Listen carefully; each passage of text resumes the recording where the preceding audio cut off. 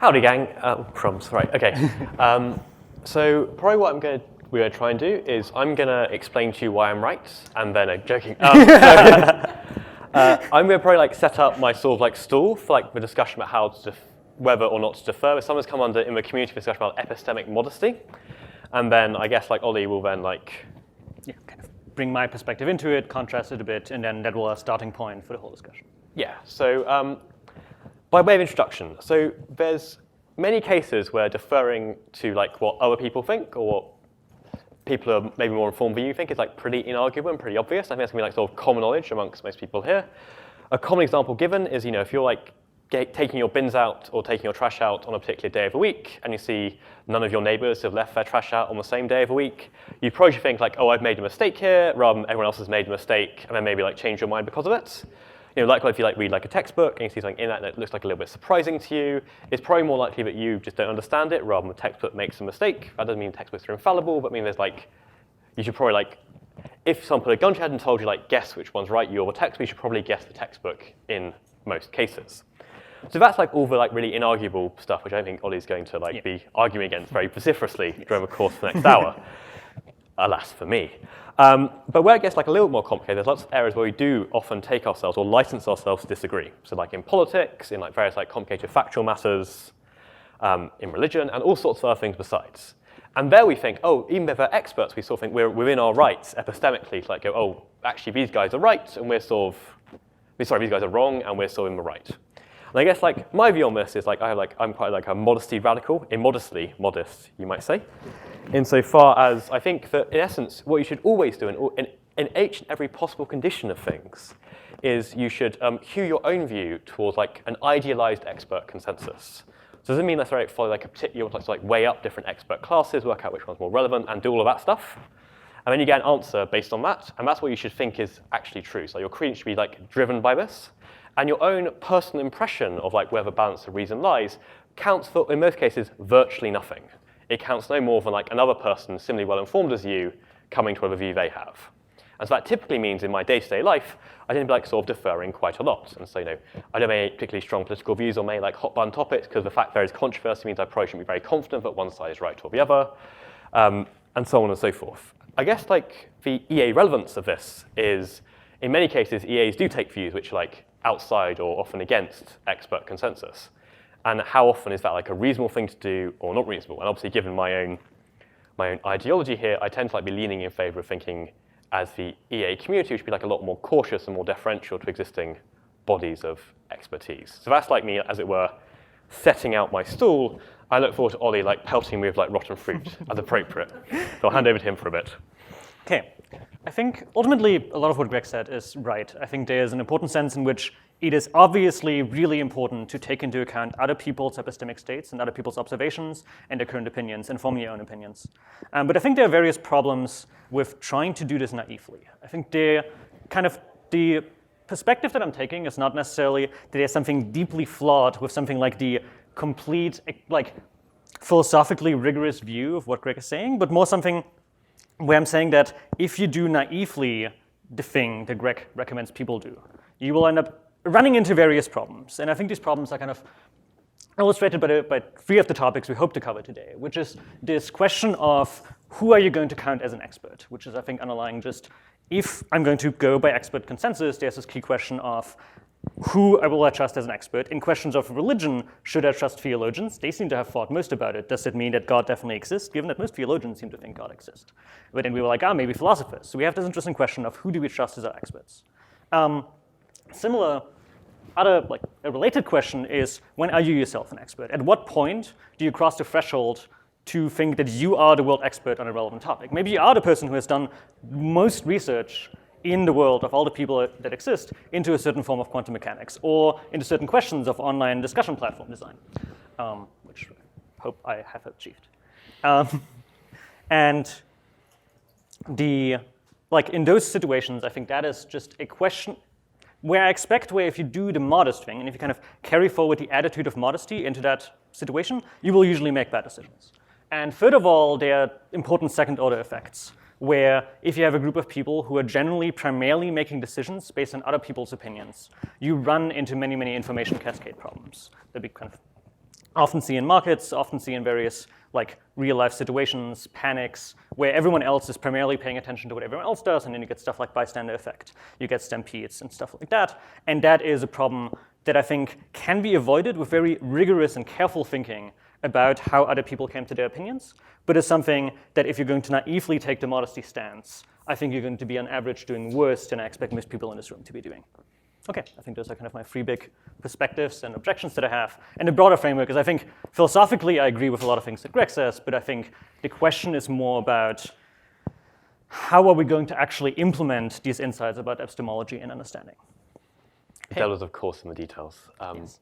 Would you like to talk about the first thing Yeah, first, maybe? so the first one.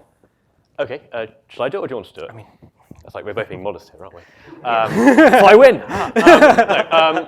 So the question is sort of what counts as expertise, right? And so I often, in fact, I've written at length, at great length, on modesty online. So my condolences to those who've read that. And like one idea is like I often like use maybe somewhat loosely like subject matter expertise is basically the same thing as expertise per se. So like, you know, if you have a question like, is it good to like have a death penalty, talk to people who work on criminal justice, is it good to like increase or decrease the minimum wage? Like maybe we should talk to economists, I say as one enters the room just now. If you want to like know if you're sick or not, maybe consult a physician. And I think there'll be many cases where I think both me and I would agree that's like a useful like first pass heuristic. But there is like a key question as to many cases, it seems like this often co-locates with like social status. So I used to be a doctor. Doctors have this like quite good reputation, present company notwithstanding, and that means that like you're taken maybe more seriously than you deserve to be. And there's like lots of stories actually in medicine going further, where people like are overly deferential to doctors whilst they're doing really stupid things, but because they're not on like they're like a nurse or like not in the same like high status profession as a doctor does, they sort of let people like me make terrible mistakes and cause damage. So that's obviously like where it can go wrong and definitely where I would want to avoid. But the question is, we have like some data, some interesting data, which Ollie might want to cover, so I'm stealing his thunder, on where very simple scoring rules can beat conventional expertise. So like, there's like reason rules from Kahneman, there's sort of like prediction markets and all of this stuff. And so it seems you don't necessarily need lots of subject matter knowledge, someone being an academic, being a professor, to actually get better answers than the supposed expert class. Maybe do you want to elaborate more on that? Because I feel like I'm sort of like making your point for you. Maybe you can do an even better job than I'm attempting to do. I think like one of the most interesting questions that like illustrates this most is the super forecasting literature, where you have this interesting thing where you have super forecasters trying to make judgments about global politics, trying to make judgment about technological advances. And those are people without subject matter expertise. They're people who usually are generally well-read, kind of do Wikipedia searches, kind of generally well-read, and then just try to apply kind of good forms of, like good rules of reasoning that are pretty domain general. Like they don't really depend on a specific domain. And in the super forecasting literature are shown to very often outperform experts. And now you have this problem where like, okay, we have the experts of forecasting, which we can think of as kind of the experts at answering certain forms of predictive questions, and we have domain experts who are hopefully good at answering like domain expertise questions, but when the domains where those intersect, which is quite a bit obviously, we are kind of stuck if we try to do naive expert aggregation. Yeah, and I think it's worth, it's maybe on like the second point. So it's obviously the case that if you're trying to defer in like the epistemic sense, your criteria for expertise is just like in essence predictive accuracy. And so in a world where like the super forecasters and intelligent analysts are like predicting something, and you know the super forecasters got a bad track record, even if the intelligent analysts have like higher social status, like the modest view is to go with the super forecasters and not with the intelligent analysts. The problem is, of course, that what we may find, which may go on to something later, is that maybe like the general skills required to like make good predictions about various events is like this single key skill, and doesn't really have very much to do with like particular domains of expert knowledge, and so they shouldn't be like deferring very much to these sorts of people. I guess my own view, to like tilt my hand preemptively, is that although it may be the case if you're a super forecaster, you might be able to like sort of take issue with the intelligence services or similar things like that. If you're a typical person in the audience, you're probably not a super forecaster, and so even if like there's even better people out there you should be deferring to instead of an expert class, a typical subject matter expert has got advantages over you, or so I would hope. That may lead us into the next thing a little bit too early, on which more later. I guess the other thing to say is that Ollie alluded to, it is this is a lot harder than it sounds like, oh, just like defer to the experts, because taking on his example further, like if you ask theologians whether God exists, they all agree. If you ask people in general, most people believe God exists worldwide. That's like so-called the common consent argument for God's existence. We also see, but then you go, fine, but maybe smart people have are like an expert class on this. So if you stratify by IQ, people with higher IQs generally are more trend atheists compared to the general population. Okay, that might be something. But wait a minute, well, what about philosophers? Well, philosophers generally also trend atheist. Philosophers of religion, though, who spend lots of their time thinking about the arguments that God does or doesn't exist, they actually trend strongly theistic, at least in the US. And then you go, well, who should we undercut with undercutting features? Maybe people who are religious naturally gravitate to philosophy of religion. They weren't persuaded by the arguments. And you can have a lot of very complicated discussions over who counts as an expert and make a rod for my own back. There's a worry whereby you can deliberately gerrymander who you count as an expert to get the answer you wanted to have in the first place. So I'm weigh these people slightly more highly. And there's lots of fudge factors here you can twist the dials to get the sort of answer you like. Obviously, epistemically virtuous people like me would never do anything like that. But, bets are off for the rest of you guys. So, whatever. So yeah, it is harder. It is very hard to do. I would still insist or suggest, not insist, I'll suggest it can still be better than trying to strike out on your own and trying to form your own impressions of it, which is perhaps where we begin to root back into a topic of disagreement. Yeah.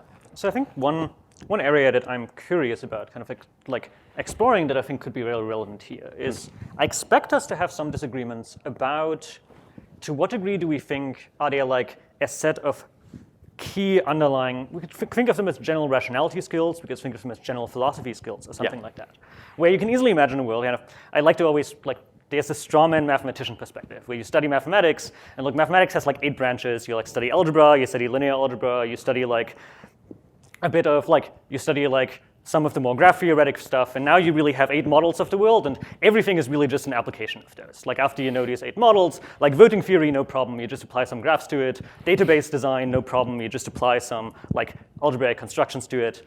And so there's this idea that we might be living in a world where there are very few simple models that we can generally apply to a lot of different things, and that ultimately expertise in those models dominates the ability to predict accurately in that domain over the specific subject expertise. And I don't think this is true as extreme as kind of the naive mathematicians view suggested, but I think it has quite a lot of merit in general, which we see both in the super forecasting domain, but also in the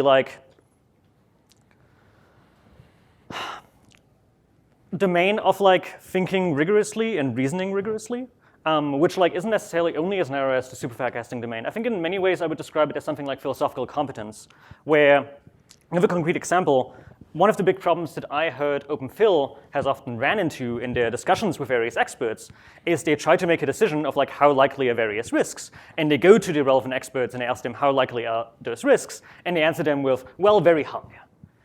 And you're well, what do you mean with very high? Well, definitely high. And you're is it 50% or 70%? It's I don't know, I can't really put a number on it, high.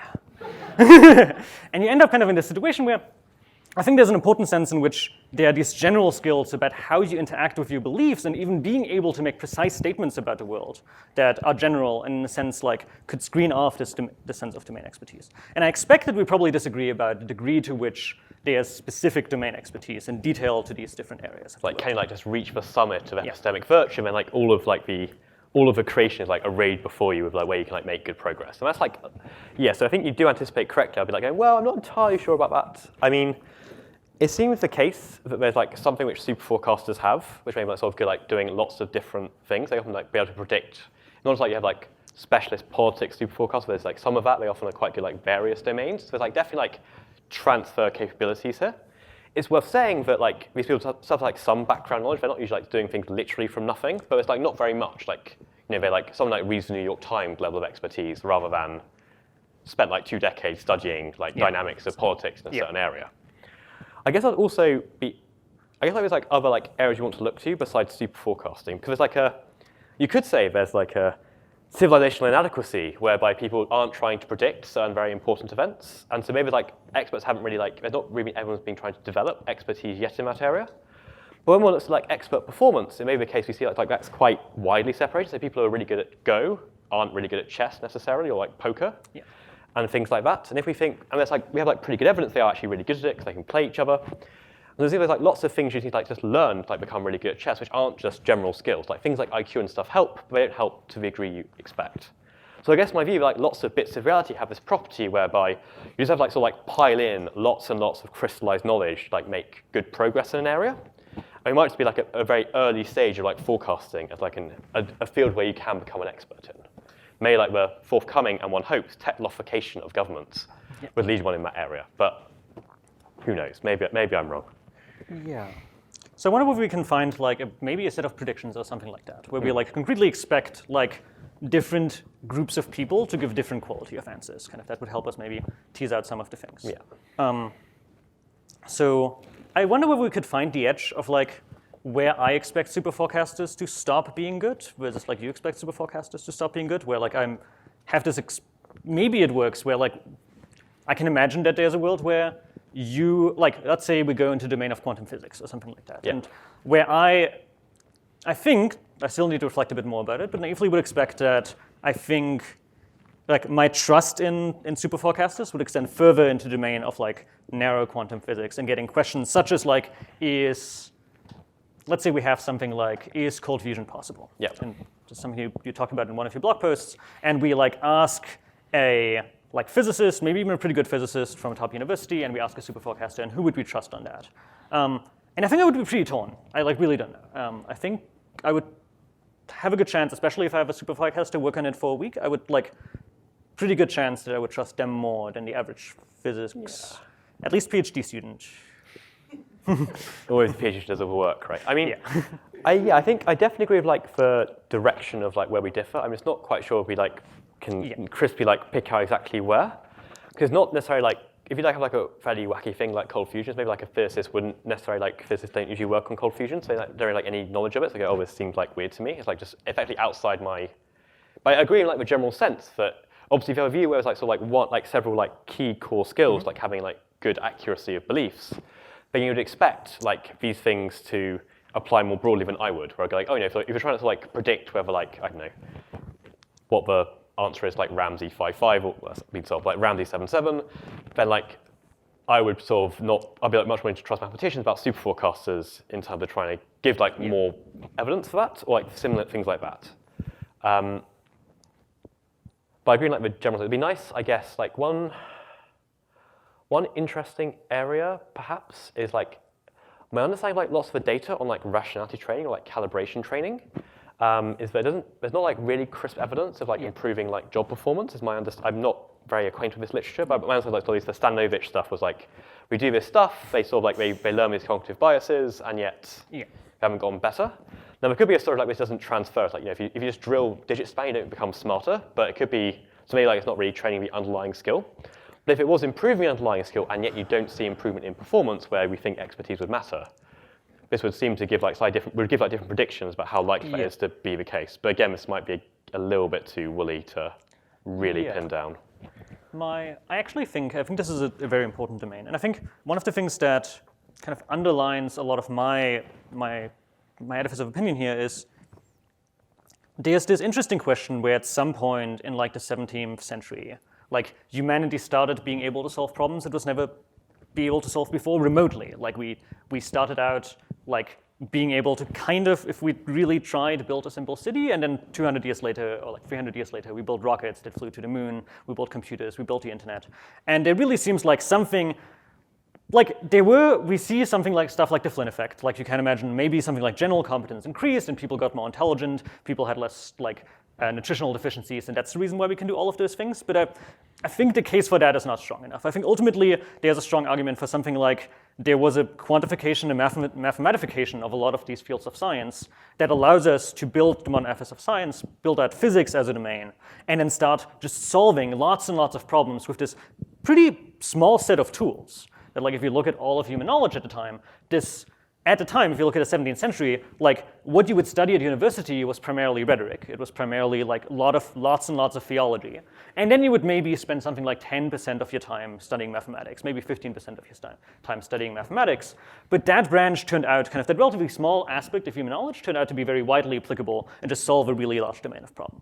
And I think this highlights an important sense in which I think we have an answer to this question of whether there are domain general skills that allow you to get better at solving problems in a large range. And I think the answer is a lot of like modern quantified science. And the evidence we have for that is the scientific and industrial revolution. And I wonder what So like, we need to like go to, I think like the qualitative pointers I agree with, but I'm not sure like how much it counts for like in terms of like sort of how much the variance it explains is like the classical challenge here. I mean like inferring, I mean like this is a perennial problem with the field is obviously like macro historical judgments, like very hard. It's like, you know, too early to tell what caused the French Revolution. It might be too early to say we're confident the big scientific revolution was like because we discovered maths. I mean there was like lots of precursors, like now admittedly we discovered calculus reasonably just before, and I think it's like quite hard to work out these like intellectual transitions. But I agree in like the general sense, we have like sort of really crisp historical data showing, you know, we made this like advance in thinking tools, and then suddenly there's like this great wealth of understanding opened up in front of us. But I think that's like very favorable evidence. It's like being like, to a very large degree, like these very key skills like you can use like apply to lots of stuff, rather than my view where it's like, you know, you have to be sort of like lots of like hedgehogs or foxes? I think hedgehogs, like burrow away and bury in a particular area for like to like get good answers. Yeah. I'm just wondering, we might be thinking of like moving to point two. Yeah. I don't like sort of let's get the last word in, but it might be like just before we like run out of. No, I think that's a pretty natural good stopping point. Yeah. Okay.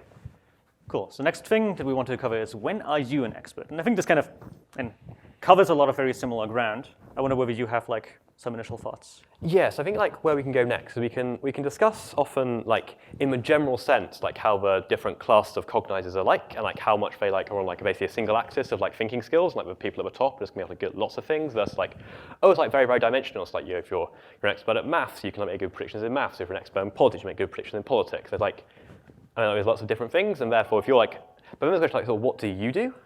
And so if you're a typical person who's not an expert in many things, or in my case, not an expert in anything, what you can do instead is you can like go, oh, well, if I'm like generally like pretty mediocre at pretty much everything, I can just like steal the knowledge other people have got and steal their predictions and use that instead. And that's just like a strategy stealing superior approach. And then I guess I'd then say, even if we like may disagree on like how much there's like one key skill, I'll say like you can often maybe like surpass what a typical individual in this community can do if we defer more, rather than saying, you know, I've read, sorry, it's like, this is a little bit unfair, you know, I've like done stuff on rationality, I've like read various works on like how to be rational, and therefore I see myself equipped to then like have very confident pronouncements to make on, let's say, macroeconomic theory or like public health and like stuff like that. And that's, so I get into like, so the typical, it's like a principle of mediocrity rather than modesty. Like the typical person, even in EA, who are very clever people, of course, as you all are, generally in a situation where they would almost always do better if they're deferring to someone. Now, whether that's a super forecaster or like a domain expert is unclear. But I generally think we are unexceptional cognizers in this sort of sense, or at least not so exceptional we can always bank on ourselves to want to like stake out our own views confidently. But maybe that's not quite getting to the crux of the matter, you might say. So I think this is, I feel like this is almost responding to your previous point, and I kind of want to apologize for that. Go ahead, yeah. But it's kind of something that's been spinning in my mind a bit since then. Where I have this feeling that we like both agree that the question of who is an expert and how should we aggregate opinion, and something like when exactly should we believe someone else's opinion and how should we integrate with ours? Like I think we both agree this is a very rich and important domain in the sense that like it's important that we figure out like the general rules of this space, we figure out how to aggregate knowledge like that.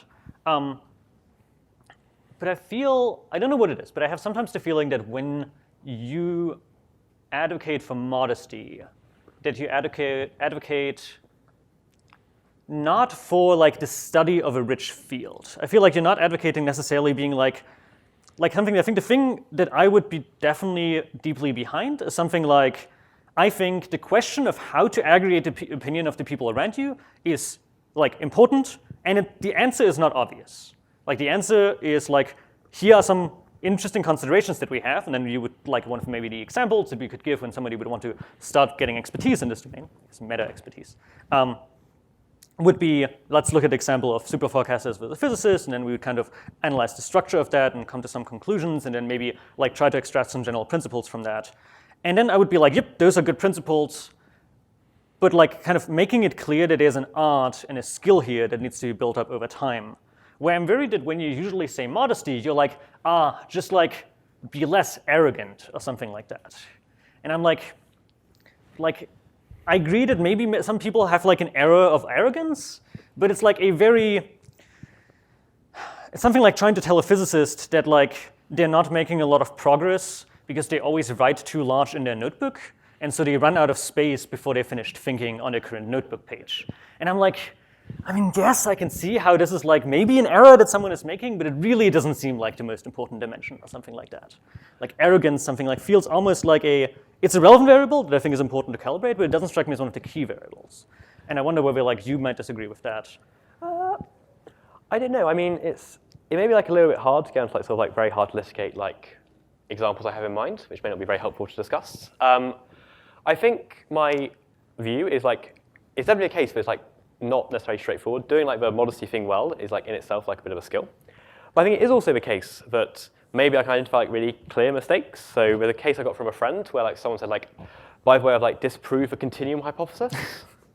Like I've got this like notebook, do you want to have a look? And it just feels like in that sort of world, like the answer is like no, like I can just tell you like probability 1 minus epsilon, you're wrong about this, and like you should have thought the same because there's lots of proofs of this, all the rest of it. So I see like I definitely agree like there's like steps you need to make to do better. I like often see like sort of like really obvious like mistakes, and then like I think like the simple word is like please stop being so epistemically arrogant. But then so like, what to do instead is like a bit more involved. But like, as like a crude like rule of thumb, I often find like this seems to do better, is I guess my view. But obviously this other thing whereby like epistemic immodesty and like immodesty in general are not exactly the same thing, and they can like co-locate. So you might get annoyed with people being like a bit cocky. So for example, me, I'm like cocky all the time. I'm like preaching epistemic modesty, so these things do come apart in various respects.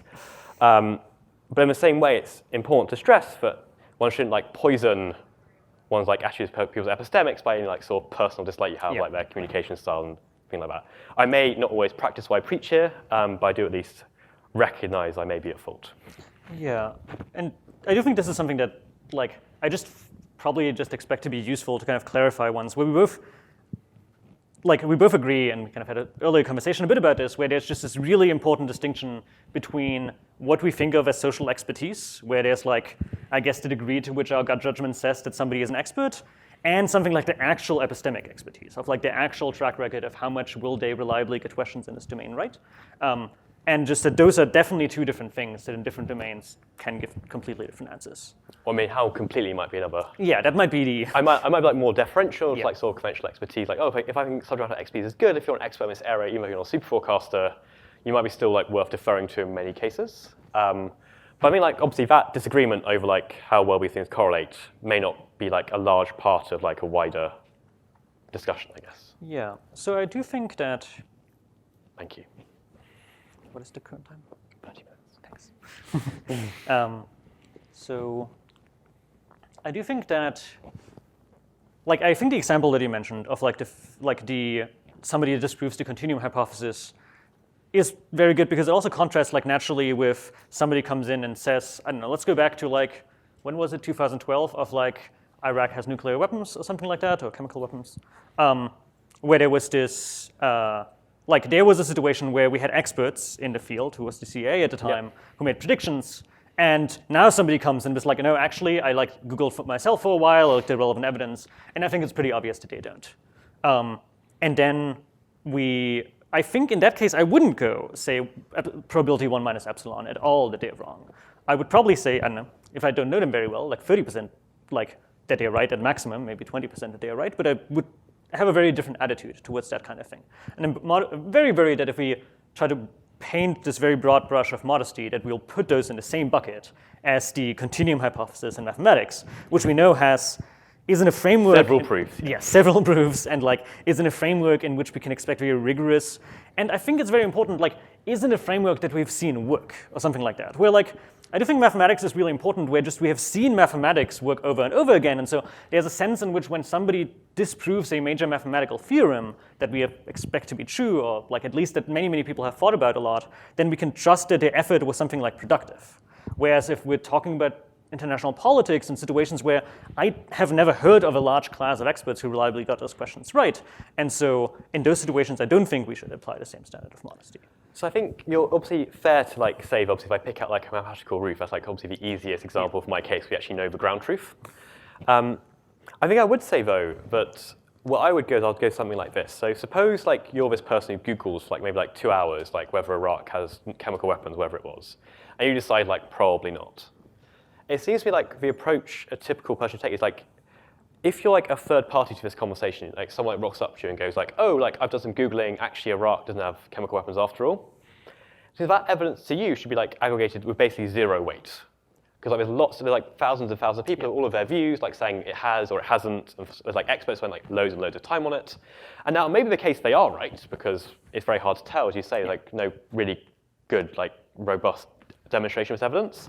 But for mere fact, someone's telling you, like, oh, I've Googled this for a while, and they similar, like, reasonably cursory efforts shouldn't really massively update you one way or the other, I would allege. And then, like, you can sort of anticipate my next move, like, oh, if that's true, then, like, by indifference, you shouldn't care whether you're that person or it's like you're hearing it from a third person. Because if you're the person who spent, like, 2 hours Googling it or whatever, then you shouldn't be the person, also shouldn't be updating any more than if someone else was doing who's similarly situated to you.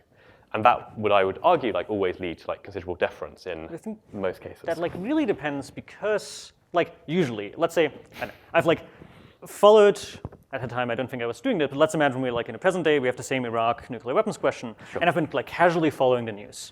And the answer is like, okay, I've definitely heard the fact that there are people who have opinions on both sides, but I wasn't given any evidence about the methods of the people on either sides. Like, I wasn't given access to the methods that they used to arrive at their opinion. But now if a friend of mine comes over and says, I said no, now I agree that like if we just count the number of people who have opinions in here, he might just be a very small drop in the bucket.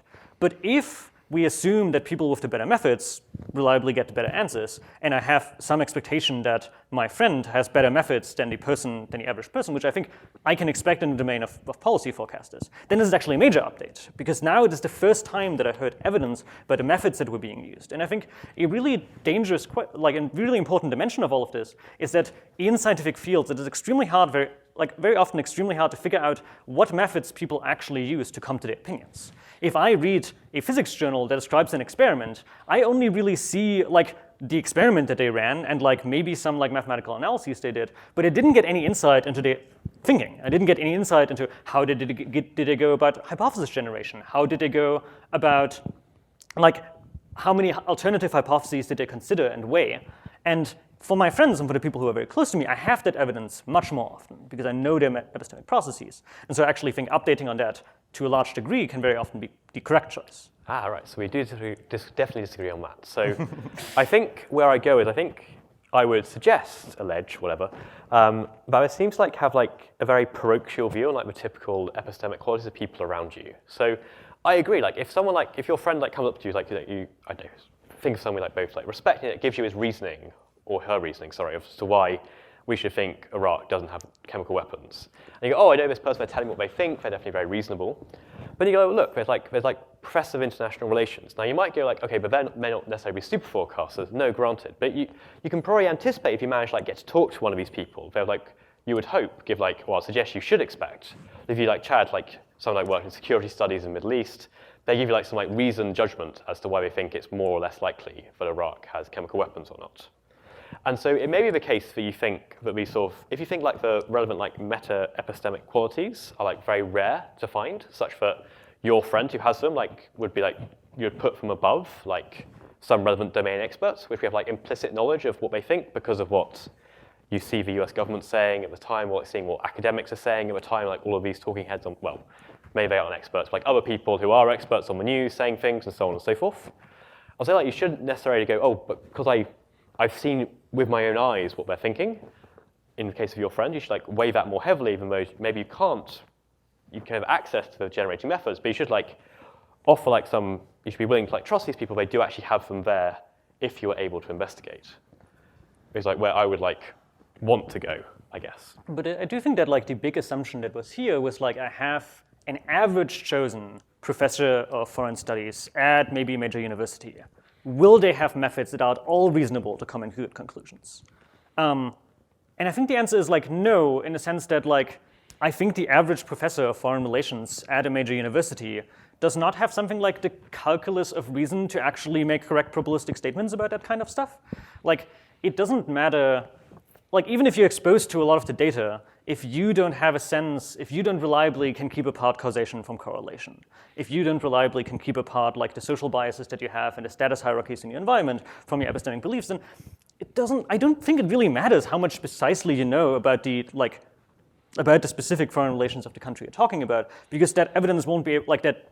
Those ideas won't be able to build on one another and not actually give me like a reasonable opinion that I can trust. And I think, like, I want to go back to kind of the mathematical reasoning again, because I think there's a strong analogy here of like, you can imagine like you have there's this question, let's say we have like I think let's go into the domain of construction, where kind of only in the like 18th or 19th century did like we really start to have any form of kind of like systematic method of building things. Like we did some simple statics analysis before that, but mostly when we built things, we like stacked things on top of each other, saw whether they fell down, noted which things didn't fall down, and then built those things again, and maybe combined them in smaller ways. And so we had these people who kind of like definitely were like exposed a lot to the domain of building things. They were like they architected many buildings with this method, and now we have a modern physicist encountering them, and they have access to the modern calculus of physics, and they understand modern statics, and now let's say they've only participated in building a single building. They've only seen a single thing constructed, but they've kind of seen all the basic parts of how it is to construct a building. But what I'm arguing for is that they will be able to integrate that evidence much, much better because they will have the language to describe those kind of things. They will be able to describe statics. They will be able to generalize when they see an upstanding arc, why that arc stands up and how much weight it will have. And that ultimately the next building is the one that I would trust a physicist much, much more than a person who just built a building. So I think it's like interesting because I think maybe we differ on like maybe like the baseline level, but like the baseline difference between like two groups. Mm-hmm. So I'm definitely not going to defend the claim that like a typical professor of like foreign policy has like got really good like epistemic norms more than like a typical person, because we have like lots and lots and lots of data on heuristics and biases which apply to everyone, no matter how allegedly degreed or prestigious they are.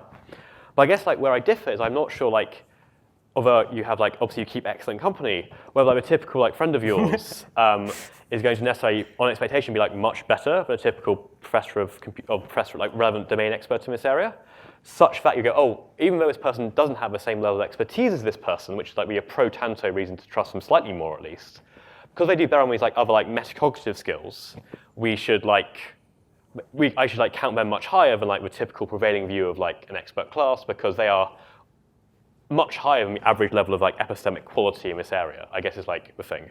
I guess that could be like made concrete, whereas you can like sort of like, we can like just like test people and like see how like, good they are at predictions, how many, if it turns out, for example, like the Bay Area community is like basically like chock full of super forecasters, then yeah, absolutely that's obviously like a really good reason to like take their views much more seriously than, for example, like what you typically see like expert groups doing. I guess like where I sort of differ is although I think we're great, I'm not sure we're that great in this sort of way. I think I'm not arguing that precisely the people I am surrounding myself. I hope that the people I have chosen as my friends are good at thinking. I think this is one of the primary things I select them for. But like, I don't want to like make the argument that like that is the thing that ultimately like it's not the fact that they're my friends that like is the primary selection criterion here. But I'm saying something like it is. Like there are many, many people who are not my friends, who if they give me an like advice, like if they make a judgment in a certain case, that I will trust them much more than my friends. I'm not making the argument that my friends Sorry, are. I didn't mean to like sort of, maybe I can get a more crisper idea. Mm-hmm. So I agree, obviously it doesn't really matter like whether you like these people, like they're friends of yours. But I guess like I don't see what you might think of as like, if you're going to treat certain individuals like certain like epistemic authorities, like these like, Oracle is like more dismissive than I mean, but sort of people with like sort of very good judgment applied across like multiple domains, so you have good reason to like trust them over like what prevailing experts seem to say. Then it seems like we can test, we can like just look at their like track records here and just see, oh look, it turns out we just keep getting stuff right again and again and again in all these different areas. I know, but I guess like I don't usually see this evidence, at least not public versions of this evidence, for when I see this often done widely. And it may be the case that you do have this private evidence, which is great. I wonder, out of interest, how carefully you try to investigate like the predictive track record of people you take to trust so highly.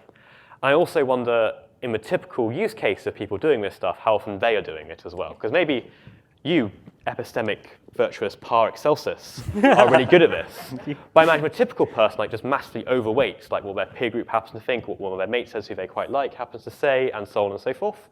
And so maybe, even if the angels can do what you're doing, maybe like for grey time wash like myself should be like generally just like quietly deferring away. So I think like the evidence that we have that certain forms of reasoning like vastly outperform other forms of reasoning, I think is not evidence that like is very hard to access. I don't think like the fact that those gradients exist and seeing the rough structure of it and kind of seeing that it's a very lopsided, kind of very heavy-tailed domain where we see certain forms of reasoning like various like massively outperforming other forms of reasoning, I think is something that is fairly accessible just looking at the trajectory of history. I agree that historical judgments are hard to make, but I do think that like across the board we've seen a few specific forms of reasoning just show up as successful again and again. So I don't think that it's about like the degree to which I have like a special ability to judge other people's judgment in some major like. I'm not looking at your special actor saying like, do we in fact see these people out there? Is like the claim. Not like you can find them, but like do they in fact exist? Because like, there's a few super forecasters, there's not many super forecasters. And the thing that I'm saying is that the natural variation that does exist out there, that has existed over human history, already makes a massive difference. I'm saying that whether you like when trying to answer a question, make simple quantitative estimates or not, is something we see massive amounts of variation in a population. Just like there probably is about like something like 5 to 15% of the population that I think very frequently, if they try to answer a question, will go and make a simple quantitative estimate of the problem. And there's about 85% of the population who I expect will not do this. This is a variation that we normally see. It's not a special, it's not an extremely high bar of epistemic excellence. It's just like a pretty standard skill that some people have and some people don't. And I think we see reliably the degree to which we make these short, small quantitative estimates tend to be highly predictive of their ability to make reasonable judgments in almost all domains. And as such, I'm not saying that like I felt that the thing that you were just saying was something like there aren't that many people who really live up to this high bar of excellence, and I'm saying, no, I think even small degrees to which you are slightly better at reasoning make a massive difference in your ability to predict the future. And those are small enough that we see natural variation in different scientific fields, in different people, and so on. Yeah, okay. So I guess like perhaps where I would go is like I'd want to like say something like this. So it may be the case, as probably like the previous topic, like the main variance in like how good your predictions are is like how good you are with like other skills you've been highlighting, like making Fermi estimates or making like metacognitive skills. That's like a really big factor. And like compared to that, often domain expertise like has like a bit of a boost, especially like initially, but like rapidly diminishes. So it's often the case you much prefer, thank you, epistemic elite, like epistemic qualities over like mere domain expertise. But then there's also the question of how the distribution of like epistemic qualities goes. And I definitely agree, like you can do like a little bit better by doing Fermi estimates and things like that. I guess what I'd say is like often like what we take to be like expert classes, so people who work in academia, for example, like implicitly selective IQ, and we know IQ correlates like sort of rationality skills as well. And so it seems to me that even if like we can find people who are somewhat better, even like really, really good at like these sort of skills, I think well, the typical academic is probably like somewhat better, if not really, really good at these sort of like metacognitive skills. There's a long room at the top for which they could reach. Then I want to say like, well, maybe like the room at the top is like there's not many people in this like far tail of this distribution. And so then I'd want to like make the remarks I just made before about how many of these people do we have, do we like see many of them, and so on and so forth. Yeah. I think like my model predicts something like the effect of this continues to be pretty large, like all throughout the board, up until where like if I have a single research organization, or if I have like a academic field that like has these skills like generally much more widely distributed, that like even identifying the individual people, like at every given step, I think it's highly valuable to identify the people who have those epistemic skills and not. And I'm worried that this gives rise to something like, I wouldn't necessarily say that we disagree on that dimension that much on if somebody would put a gun to our head and what would we say in the moment, what the correct answer is, but something like the degree to which we expect additional evidence about people's expertise to continue updating our opinions in this space. Where I think my model is something if you give me a rough guess of okay, let's say we go back to the does Iraq have nuclear weapons question, and you tell me most university professors with foreign studies, or let's say 70% of them think this is correct. I'm okay, I guess I'm going to make an update on that because that seems, let's say they think they don't have those weapons. Okay, I'm going to make an update on that, but I don't know, this is pretty, I feel that I would drastically change my mind if I would now hear that a specific university that I think has a larger track record, let's say something I don't know, I don't have much meta-domain expertise about foreign relations, but if I would see someone who I think has demonstrated good judgment here, maybe this would come up as a question on good judgment project. I would expect that this would drastically change my opinion again, where I would expect that it would kind of change quite a bit. And as such, I'm worried that there's this common phenomenon that I see with people taking the modest approach, where they kind of are saying just trust the average of the experts. And then I'm no, look at there's this sense of confidence that comes with that, where you're the average of the experts is as best as we can do. And I'm no, the average of the experts is definitely not the best that we can do. The average of finding out the epistemic practices of every single person in the field and precisely understanding them and also understanding the subject domain is the best we can do. And both of those are really interesting directions to go, and there's much more work to be done. You can't just stand here and say that the problem is as much as we can possibly solved just because kind of you have made a rough expert. Sure. So I mean, maybe we should move on to the next topic. So I realize 15 minutes, but I'm going to briefly defend myself from your slander. So it's definitely the case that it's not because I think all experts are created equal, even the common sense or even the epistemic sense we had previously cashed out in mind. And I agree that, as you say, you can do much, much better than merely taking the average of the experts. But doing the average of experts may do much, much better than your first order impressions of a view. And now it may be the case amongst very sophisticated cognizers, they end up getting stuck in the middle, being a little bit too modest, a little bit too stuck. But I think definitely in the general world, but even I think in the EA community, you see much more oh, I just have this impression, I read this for a little while, I'm pretty certain this is the right answer. And they don't really consult rather than expert, but they don't even sort of ask what the experts think and all the rest of it. So if I would want to say I agree there's much further you could do in terms of how to aggregate agreements and things like that. But I think this is they ask the experts is not the last thing you want to do, but it's probably I think often a step forward amongst the prevailing. I mean, it's on a fundamental thing in terms of sort of weighing up the variance.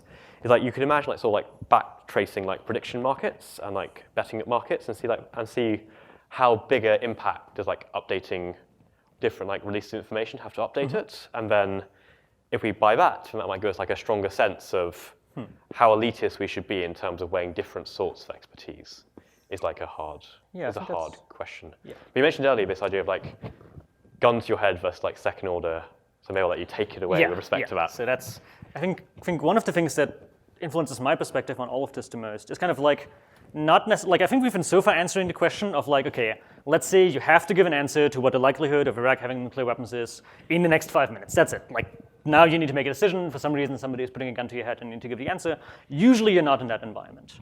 I think usually you're in an environment, hopefully, where you are trying to explore, you're trying to understand the topic, and I think there's the question of what attitude should we have towards that topic while we are trying to understand the relevant subject matter.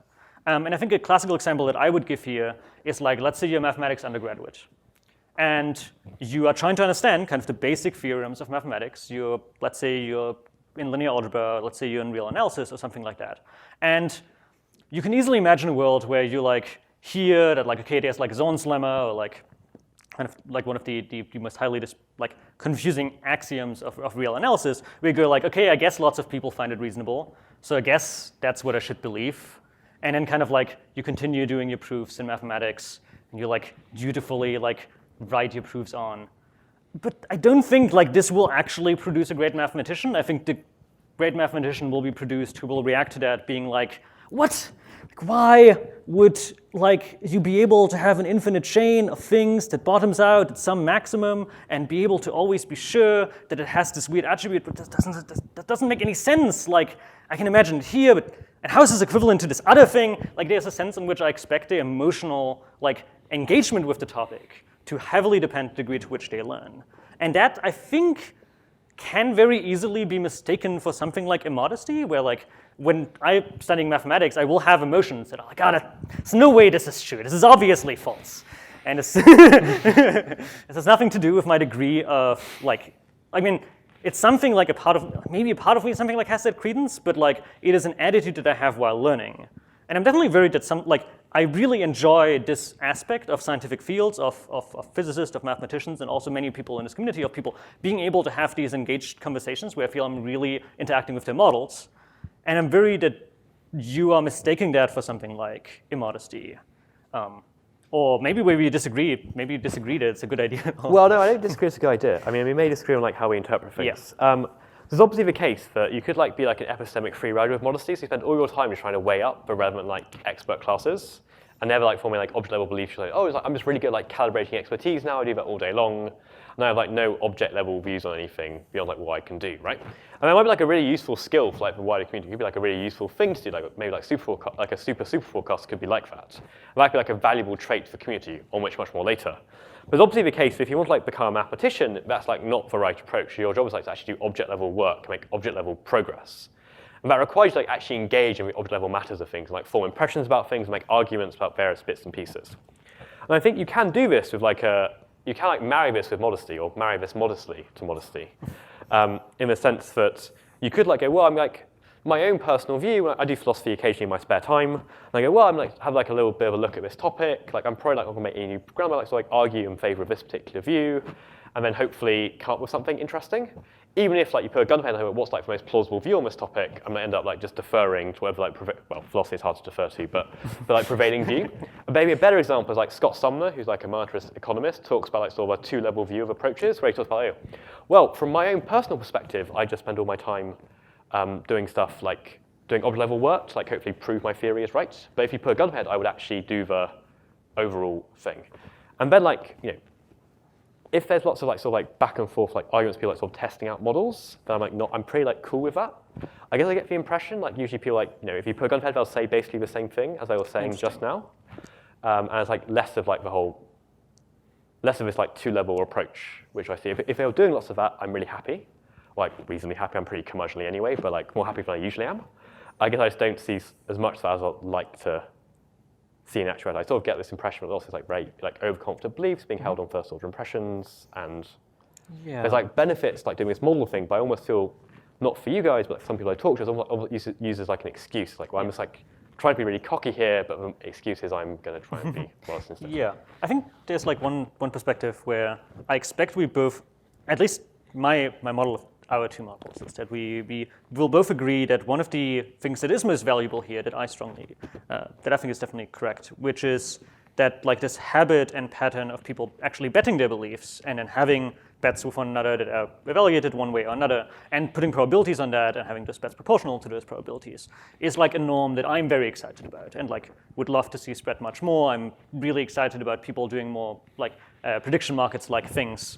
Especially because I think it actually gives you the evidence of whether we see people being overconfident. I think we could have the conversation about when we look at the track record of the people. I think this is a conversation probably for another day, just because it's a whole other topic.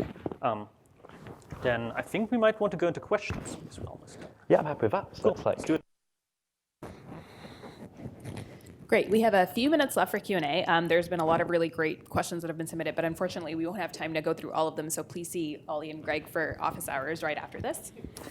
So to just get started very quickly, a couple of related questions that have been asked talk about the incentive structure of experts. So one question asks, how do we navigate expert advice coming from domains plagued by suboptimal incentive structures such as medicine or academia?